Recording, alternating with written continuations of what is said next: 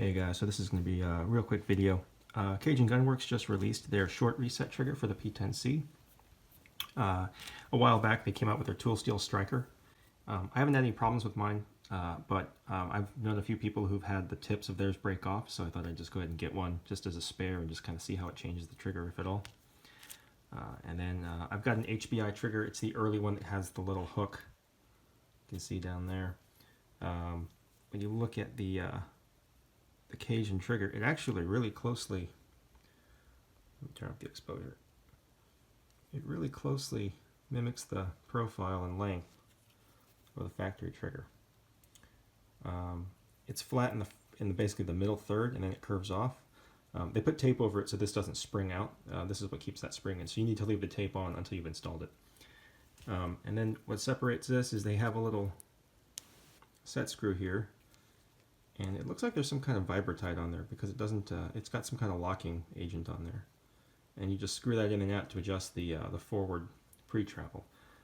I may not even use it. We'll see. Anyway, so what I wanted to do was get a baseline with my P10.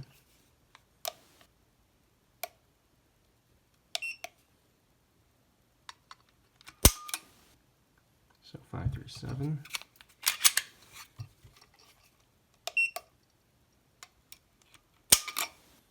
525.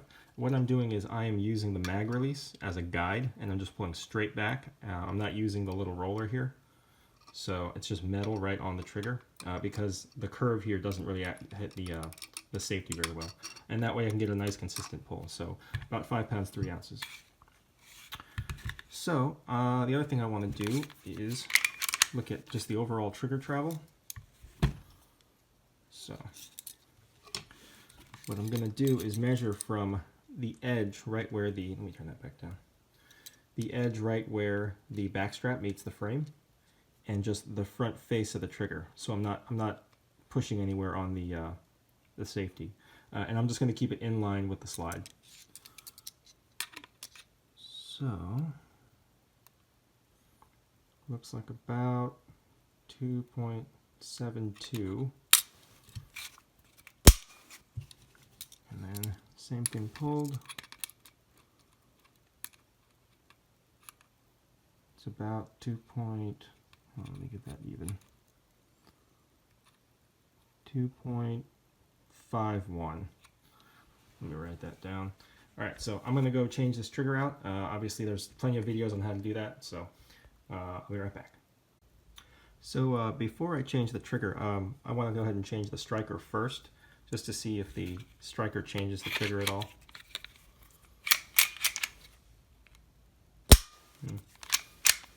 Feels about the same. Alright, let's weigh it.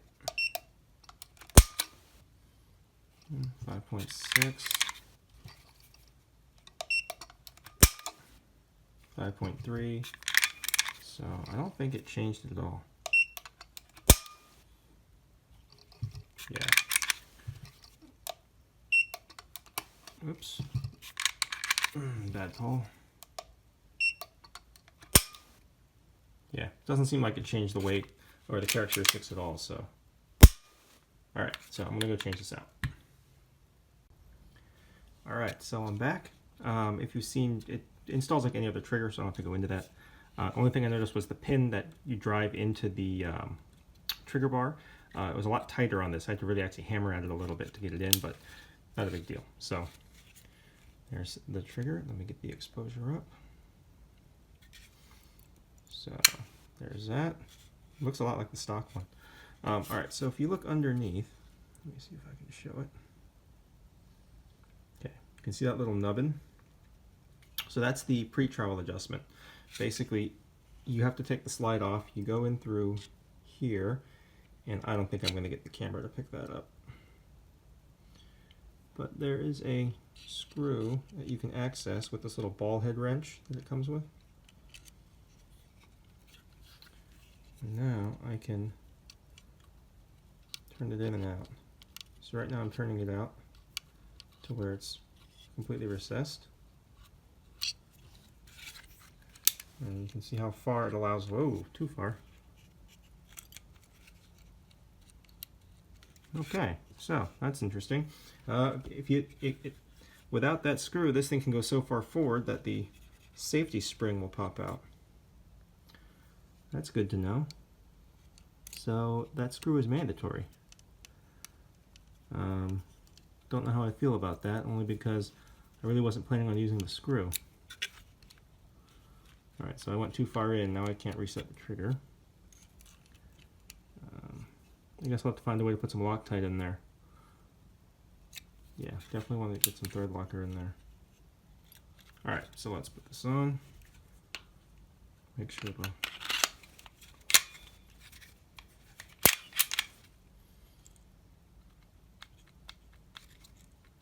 Alright, so there's the take up to the wall.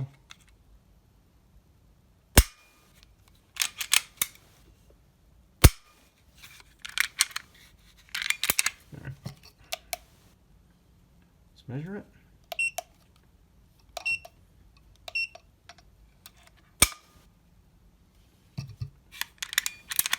5.9.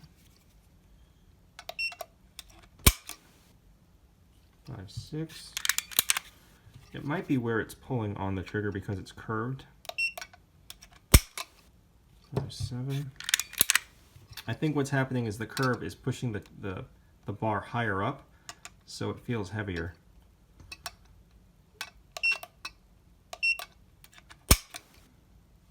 Yeah, because if I force it down just a little bit, it drops.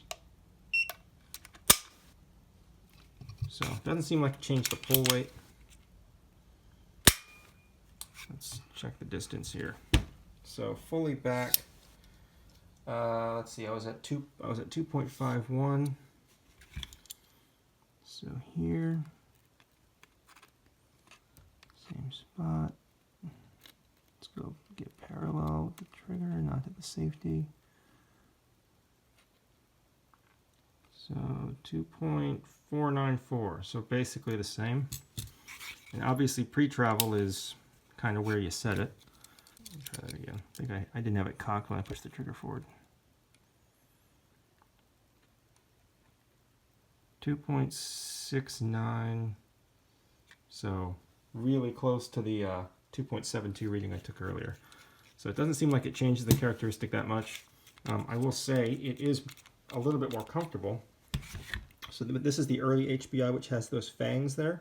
And I have noticed that when I dry fire, I tend to bring my finger pretty low, and I can still feel them. I don't get the bite that I used to get with the factory trigger. But with this, I can drag my finger across the bottom and get like a full finger's worth of trigger on there. So that's really comfortable. Feels about the same as the HBI. So yeah, obviously I need to shoot it, see if it makes a difference. I don't think it really will. I think it's just going to come down to a matter of preference. I haven't tried the HBI that has the flat bottom without the tooth. I tend to prefer flat triggers, so I don't know how I'm going to feel about this. For me, the big thing is that screw.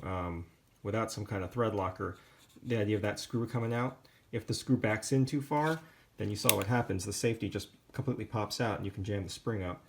If it goes too far forward, then the trigger won't reset. So I might have to figure out some way to lock that screw down. Or maybe put like a button head in there. And anyway, so I'll play with that. But this is just kind of an overview of the trigger when you get it, and just kind of some comparisons and dimensions. So if you guys have any questions, let me know, and I'll see you guys later.